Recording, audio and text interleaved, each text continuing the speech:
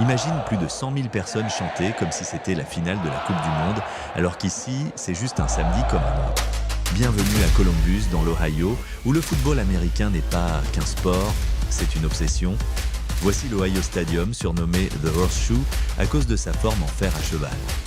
C'est l'antre des Buckeyes d'Ohio State, l'un des plus grands programmes de l'histoire du football universitaire.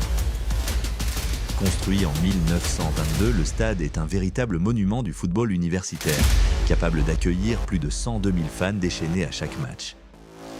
Ces derniers commencent toujours par un rituel, le script Ohio. Les musiciens de la fanfare dessinent Ohio sur la pelouse jusqu'au moment où l'un d'eux vient dot the I, c'est-à-dire poser le point sur le I écrit sur la pelouse. Ce n'est pas juste stylé, c'est un véritable honneur. Dans les tribunes, une seule voix résonne, une partie du stade crie OH, l'autre répond IO comme un réflexe, un cri d'unité qui représente la fierté de tout un État.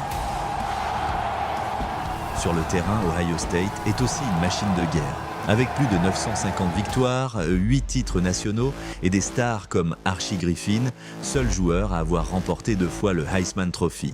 Ou plus récemment les frères Bosa ainsi que CJ Stroud, les Buckeyes font partie des géants du college football. Mais le rendez-vous que tout le monde attend, c'est celui contre Michigan. On l'appelle The Game. Pas besoin d'en dire plus. C'est la plus grande rivalité du nord des États-Unis, tous sports confondus.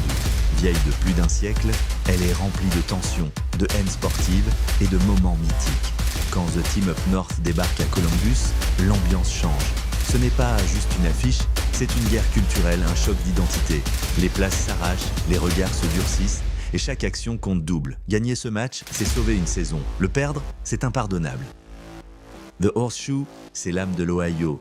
Et chaque samedi, le sol tremble.